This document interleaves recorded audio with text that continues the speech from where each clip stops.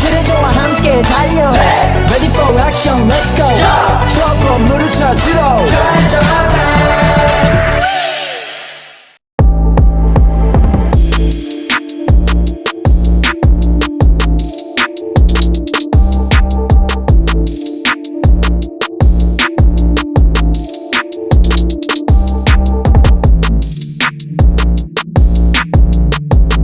Oke, jadi mungkin aku cerita aja ya.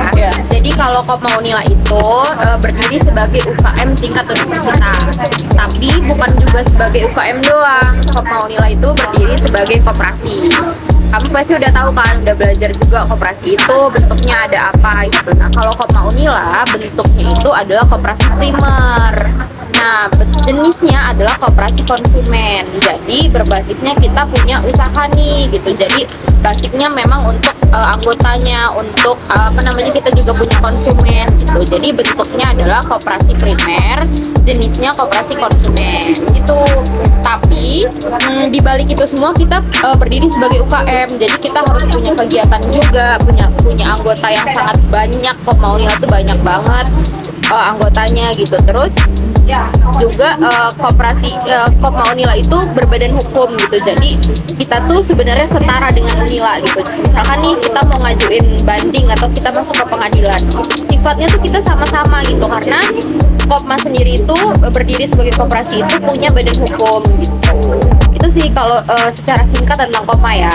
Koperasi konsumen mahasiswa untuk usaha atau yang biasa disebut Kopma Unila yang diketuai oleh Kak Rifda Kamila Fatin dan Kak Pujari Maharani sebagai ketua badan pengawasnya yang mempunyai visi terbentuknya Kopma Unila sebagai organisasi yang mandiri dan profesional untuk meningkatkan kesejahteraan bersama melalui kegiatan usaha serta peningkatan potensi diri anggota koperasi mahasiswa Unila untuk menjadi koperasi mahasiswa terbaik 3 di Indonesia pada tahun 2026. Koperasi mahasiswa Universitas Lampung memiliki misi, yaitu yang pertama, penanaman prinsip dan jati diri koperasi kepada anggota koperasi Unila dari saat pertama kali menjadi anggota, serta juga melalui kajian atau training terhadap anggota. Yang kedua, yaitu pengoptimalan pengembangan sumber daya anggota serta perangkat keanggotaan lainnya dalam rangka pembentukan jiwa wira koperasi, kader koperasi yang cerdas, kompetitif, serta berprestasi. Yang ketiga, yaitu pembenahan, pengoptimalan, pemanfaatan teknologi dan sistem informasi Kopma Unila. Yang keempat, yaitu pembenahan, pengoptimalan, dan pemanfaatan teknologi dalam persiapan data administrasi organisasi Kopma Unila. Dan yang terakhir, yaitu peningkatan, perbaikan, dan pengoptimalan semua fungsi lini usaha yang ada di Kopma Unila dengan pola profesionalitasnya. Jadi kalau visi misi Kopma itu disusun setiap 5 tahun sekali deh, visi misi secara umum. Nah, jadi disusun ada namanya penyusunan rencana strategis. Nah, rencana strategis koperasi itu biasanya disusun setiap 5 tahun sekali. Jadi visi misi itu secara umum untuk 5 tahun sekali. Nah, ini masa habisnya itu tahun 2026. Nah, tapi setiap tahunnya kan Kopma Unila tuh pengurusannya ganti.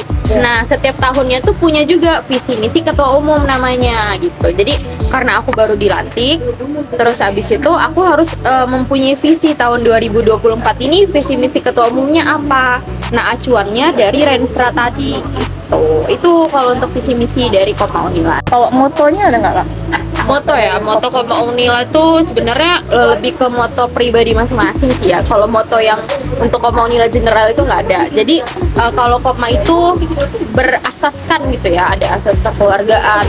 Terus abis itu anggotanya bersifat sukarela, ya pokoknya umum lah gitu. Kamu kan juga udah belajar tentang koperasi. Nah, asas Kopma itu nggak jauh beda dari situ. Baik, di sini saya akan menjelaskan sejarahnya Kopma Unila. Sejarah Kopma Unila, Koperasi Mahasiswa Universitas Lampung itu sendiri berdiri pada tanggal 27 Februari 1982 dan disahkan sebagai badan hukum oleh Kadek Koperasi Kodia Bandar Lampung nomor 506 13H 7 83 tanggal 25 Mei 1983. Pendirinya dihadiri oleh 30 orang anggota yang merupakan anggota pertama Koperasi Mahasiswa Unila. Pendidikan Koperasi Mahasiswa Universitas Lampung yang dipelopori oleh beberapa dosen dan mahasiswa. Ide tersebut tercetus karena adanya peluang usaha dan untuk memenuhi berbagai kebutuhan khususnya di lingkungan universitas. Dengan adanya hal ini, terbentuklah Koperasi Mahasiswa Universitas Lampung yang disahkan sekaligus dilindungi secara langsung oleh Rektor Universitas Lampung. Unit-unit Koperasi Mahasiswa Unila ini apa aja, Kak? Unit usaha. Iya. Oke, kalau unit usaha itu kita ada 8. Jadi yang berdiri secara fisik itu ada 3. Yang pertama UKM Mart ini, terus ada Kopma Digital di sebelah sana kalau kamu tahu, satunya FEB Mart di fakultas kalian sendiri. Oh, Ya yang kan, baru. FEB Mart yang baru launching Oh, itu iya. punya Kopma juga. Nah, yang 5-nya itu bukan berdiri secara fisik, jadi kita kayak online gitu loh. Ada digital, ada namanya digital printing, ada Kopma Florist, Kopma Catering, terus habis ada Kopma Seluler dan Kopma Wear. Jadi untuk misalkan pembuatan PDH, pembuatan almet itu Kopma itu ready gitu. Itu kalau unit usaha yang ada di Kopma Unila. Ada 8 total. Kalau yang di FEB itu dari kapan itu, Kak? Kalau di FEB itu sebenarnya seperti yang kamu tahu launchingnya kan baru di bulan Februari tanggal 12. Nah itu memang baru bekerja sama dengan Pak Nai itu di tahun tersebut gitu. Nah jangka waktunya itu untuk 1 tahun ke depan. Itu kayak kontrak gitu nggak? Benar, jadi Pak Nai itu kan yang menyediakan tempat. Nah kalau Kopma itu yang mendirikan usaha dan ngisi-ngisinya gitu loh. Yang menjalankan usaha tuh Kopma. Oh, kayak rencana-rencana buat di fakultas lain? Oh gitu. Jadi kalau di fakultas lain ya sebenarnya sebelum FEB itu deal, Kopma Unila itu nyebar proposal dan surat permohonan audiensi itu ke semua fakultas yang ada di sini. Nah alhamdulillahnya sejalan juga dengan FEB kan bisnis banget ya itu. Ya baru masuknya ke Fakultas Ekonomi Bisnis gitu. Tapi tidak menutup kemungkinan Kopma akan kerjasama dengan ya misalkan Fakultas Pertanian itu kan ada agribisnis, terus habis itu hukum dan lain sebagainya. Jadi kalau di Kopma Unila itu fasilitasnya ya tentunya ini ya. Jadi ada namanya kita tuh gugus fakultas dan unit kreativitas anggota. Jadi kalau di unit kreativitas anggota, setiap anggota Kopma Unila itu dijadiin beberapa kategori gitu loh. Misalkan, gue anaknya seni banget, atau gue anaknya bisnis banget nih, atau gue anaknya kreatif, suka desain-desain. Nah, Kopma itu menyediakan fasilitas itu gitu. Misalkan nih kamu hobinya olahraga, berarti masuknya tuh ke UK olahraga dan seni gitu. Jadi memfasilitasi apa yang dibutuhkan anggota gitu sih. Untuk fasilitas yang sifatnya material itu kan susah juga ya kita, karena kan kita juga masih mahasiswa gitu kan. Paling yang sifatnya untuk pengembangan skill itu banyak sekali di Kopma gitu. Jadinya makanya aku tadi ngajakin kalian tuh kayak banyak loh tempat untuk berkembang dan belajar di Kopma. Kalau fasilitas di FEB itu gimana itu, Kak? Maksudnya Awalnya. FEB gimana? Yang misalkan tentang fasilitas-fasilitas yang ada lah, itu kayak mendukung nggak buat buka di FEB gitu? Oh, buat di FEB. Sebenarnya kalau Pak Nai itu kan cuma nyediain tempat kosong ya. Kamu tahu nggak sih BLC dulu gimana sih gitu kan? Iya. Kayak ya kosong aja gitu. Jadi yang support furniture dan lain sebagainya ya tetap dari Kopma. Dari Kopma aja. Benar. Kalau Kopma Unila ini ada pembagian SAU-nya apa? Ada dong. Setiap koperasi itu kalau memang profit di tahun tersebut itu pasti ada pembagian SHU-nya.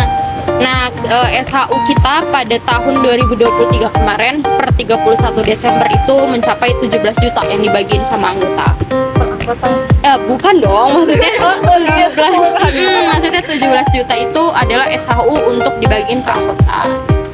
Nah, pembagiannya gimana, Kak? Pembagiannya itu sesuai keaktifan dan maksudnya sesuai keaktifan dan partisipasi dia gitu. Misalkan kamu ikutnya selama 1 tahun cuma diksar doang gitu, jadi panitia diksar, berarti cuma beberapa poin gitu. Itu sih, jadi memang nggak rata gitu loh. Jadi kalau kalian lihat ya, kalau udah belajar tentang koperasi, asas prinsipnya itu pembagian SHU-nya itu sesuai dengan kinerja kita selama 1 tahun. Kalau omset itu ada ini nggak sih Kak, target yang harus dicapai tiap tahun? Betul. Jadi gini. Jadi kalau kamu tahu ada namanya rapat anggota khusus, tahu ingat? Itu di sana tuh kita nyusun gitu. Namanya ada RAPBK, Rancangan Anggaran Belanja dan Belanja Koperasi gitu. Jadi itu nyusunnya bukan untuk tahun 2023, kan kemarin tuh Eraka tuh di bulan November. Nah berarti itu disusun untuk tahun 2024. Jadi misalkan nih UKM Mart itu di Eraka itu ditetapin berapa sih omset yang harus diraih gitu, misalkan angkanya 800 juta atau Koptik misalkan 400 juta. Nah itu tuh udah disusun gitu. Jadi dalam menjalani kepengurusan tuh bukan cuma sekedar jualan-jualan aja gitu loh, tapi ada loh target yang harus kita capai.